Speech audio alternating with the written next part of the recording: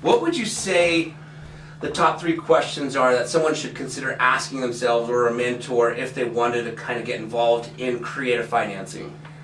Well, I remember when I was starting out, I had went to a weekend seminar. Okay. Somebody came into town, and the cool thing about that seminar is they showed me the array of different different types of ways of doing real estate investing. Nice. And so a lot of times when people are starting out, they don't know what to get into.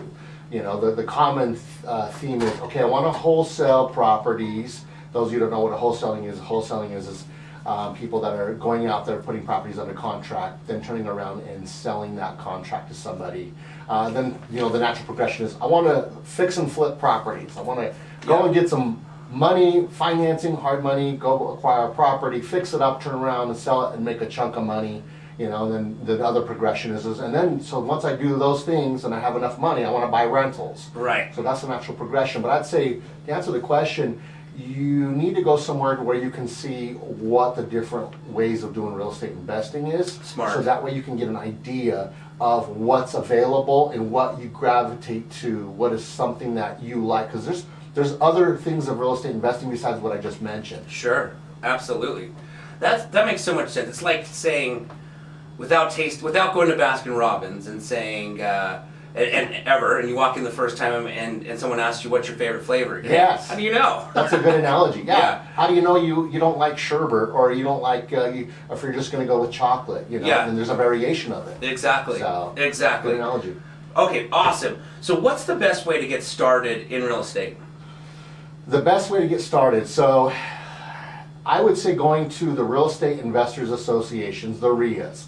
Again, the RIAs, or was what we call them, or investor clubs, they're going to have meetings once a month, and there's a couple different RIAs that are out there. But what's cool about them is every month there's always a new speaker. There's always somebody sharing their story on how they got started, and they share their way of doing real estate, from doing residential to commercial, to people like myself that started doing creative financing. And so by going there, again, you'll get that Baskin Robbins flavor. Yes. From all the different people that speak. And if you go long enough, for at least about a year, Yeah. you'll get a good feel for what's out there, and you'll be able to talk to other people to figure that out that are attending. Absolutely. Were you at the UV RIA not that long ago where there was the fourplex guys, Fig? Yes, I was at that. Yeah, Yes. there's Yes. another flavor that I'd never even thought to taste. Yeah. You know what I mean? Yeah. That was so cool. Good presentation, and yeah, they're in that commercial space. Yeah. And then within that commercial space, they're doing fourplex, development. So Yeah. which is interesting, that you could do residential, or you can go straight up to doing commercial. It just depends on, again, what's your flavor, what you like. Exactly. For those who are listening, and correct me if I'm wrong, Dominic, but what I remember is, just like you said, you can go in and develop residential single-family houses, which is what we see every single day driving down the street. But what these guys do is they develop neighborhoods of fourplexes, and then they sell them to investors as commercial real estate, like a multifamily, right? Sure. Which is amazing. Which is cool. You are correct. Now, I'm not sure exactly how some of them got started out. I don't know if they went straight to commercial. I know for the majority of people, sometimes they want to start out in residential because it's a lower barrier of entry for them to get in there. Where when you're doing development, you're talking capital. Yeah. You're either, I would imagine most of them are raising capital from partners and so forth to be able to do that. And I agree. Other things, but yeah, that's definitely another avenue of real estate investing. Yeah, exactly. Excellent. Well, if you could go back in time, what would you do differently today to shortcut your progression? If I could go back in time, that is a great question. One of the things that I think about is being able to buy more properties, or being able to hold on to the properties that I needed to sell. And thinking about it, when I first started out, I learned about creative financing. That was my way of getting into real estate. And I say that because, let me back up just a little bit. When I first started, so I've been actually in real estate for 22 years, technically, because I was doing lending or loans in '97. Nice. And so I started doing loans, and then eventually got my broker's license as well, to do my own loans through my own, license and so forth. Yeah. And then it wasn't until 2003 is when I stumbled across real estate investing. Got it. But when I learned about creative financing, I did it here and there. Going back in time now, I wish I would have done more of those transactions, and I wish I would have been able to bring in partners, people that maybe didn't know as much as I did about it, Yeah. but had the capital. I did it a few times here and there, and realizing now, I'm like, I probably could have had multiple properties with other people. We could have joined forces, my knowledge, my ability to find deals, and them bringing in, let's say, capital or other things like that. So could have possibly done something like that with family and other people. Right. To be able to, I might be in a different spot instead other people might have been, had I done that.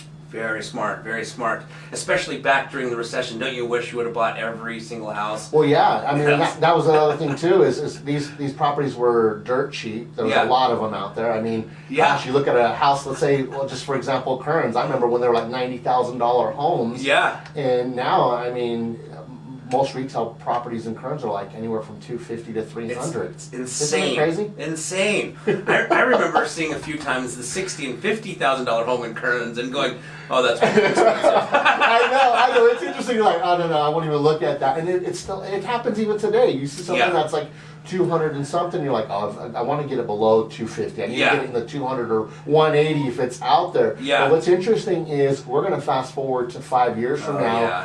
And you're going to see prices in the 400s, and you're like, gosh, I wish we would have bought those when we had them for 250. Yeah, You know what I mean? exactly. Yep. Somewhere in Salt Lake, it's going to be like, I remember when this was under $1 million. Yeah, that's right. That's right. Our kids are gonna, it's gonna be like Los Angeles today. Like the Yes. homes are gonna be like $800,000-900,000, $1 million, $1 million for a home, and Yeah, so those of you that got kids right now, or you're going to be putting kids through college, yeah, you got to get some real estate going right now for them while Yeah. you can, so that way Yeah. it's a little bit cheaper. exactly. Maybe even buy them a house that you can rent to them. There you go. That's Yeah. a great idea. That's Yeah. actually an excellent idea, for 'Cause sure. I don't know how my kids are going to be able to afford housing unless they're making good money. By the time my daughter's 2, my son's 4. By the time they're in their 20s, it's going to be $1 You million. might want to put him to work right now. then. Yeah, exactly. I'm going to have him do his first flip this year. Teach him how to do this stuff. Send him to Uncle Don. We'll teach him creative finance. Yeah, exactly. Awesome. Okay, well, excellent. Very smart. So then, what's the number one thing that you would say that's helped you with real estate? I would say the number one thing, good question, another great question. I would say mentors. Yes. Mentors. Me too. And the reason why I say mentors is, even though, let's say I went to I went to these courses and trainings and all that stuff and got binders full of books, and back then when we were taking them, it was CDs. Yes. CDs that you would put in your car and drive around. Now it's all, through your phone. But one of the things that I struggled with was, okay, I'm reading the stuff that I'm getting materials from, but I don't have real experience with it. All I'm reading is what they're talking about in the book or Yeah. in this video that I'm watching or audio.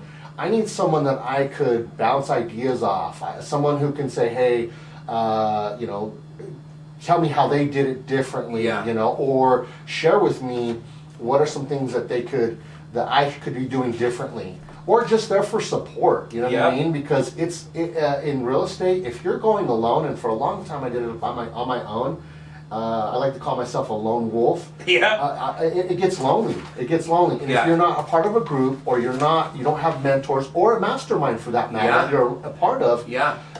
you lose a lot of momentum because you're not sure of things. Exactly. And it helps the confidence level too. Yeah. So mentors, and I've had mentors all the way from my first mentor or coach that I hired through the program I bought up until even today. I've got mentors. Awesome. I totally would agree with you 100%.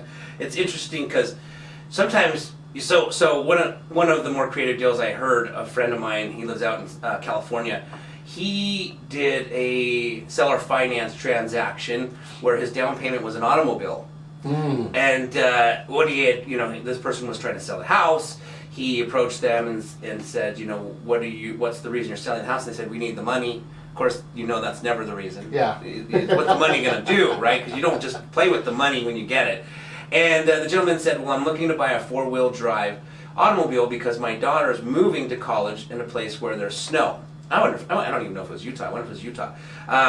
And so he says, well, then hypothetically what you're telling me is you need a car, not money. He's like, yeah, I guess I need a car. He's like, well, what if I got you an SUV 4-wheel drive car? Would you be willing to leave the loan in place on this house and I'll continue to make the payments? And that's how he structured this creative financing. And the reason I'm sharing that is going back to the mentor thing is when you don't have a mentor to bounce ideas off, you start to wonder if the creativity you're thinking of is even legal, right?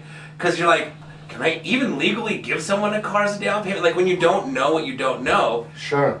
Well, and to answer that, to jump in on that, when you, first of all, any type of transaction, as long as there's consideration involved, and I learned this too, it doesn't necessarily have to be cash. It doesn't have to be money. It doesn't have to be wire transfer of financing. It could be goods. It could be automobile. It could be trading property for property. It could be multiple things that people agree upon, as long as it's a certain amount of consideration. Like for instance, though, back to my one deal, I put $10 down as consideration to buy that first rental. I also did indicate in my agreement, which that's kind of the backstory of that deal, is the property needed money. And one of my mentors, again, not knowing what you don't know, my mind was like, okay, I've got to put a down payment down and I got to do this. And going through the course and talking to my mentor, they're like, no double down payments. I'm like, what is a double down payment? He's like, well, if you buy the house down the street, all fixed up, and you go and give them a down payment, you're only putting your down payment down once, and the house is fixed up, ready to move into, and you can rent it. The person that you're considering buying their property, you're doing a double down payment, meaning you're giving them a down payment and you're having to go fix up the property. And what I would tell them is you know, you want a double down payment with your property, and I'm not real comfortable doing that. Rather than giving you a down payment, or rather than going down the street and buying the one person's house, I only have to put one down payment. What if we do this? What if instead I use the money to go fix the property up in the deal, fix it up myself? And that's what I did. So I put $10 down just to put the contract together. And they signed off on it, or she signed off on it. And then I put a value of about $5,000 into the property. Carpet, paint, redid some kitchen stuff and all that stuff. And on top of that, and we can get more into creative financing deals itself. But her deal, she needed money because she was doing 2 payments. She had co-signed for a cousin on the deal, and she was like, "Hey, I don't have another $1,000." It was like $949 or something like that. I don't have that money to make that payment.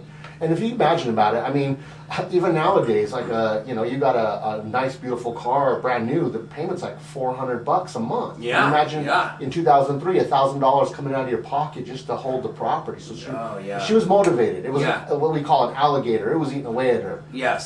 So, absolutely. So back to what I was saying, that he said, hey, mentor came in and said, don't give a double down payment. Love it. Position it this way. Love it. So cool.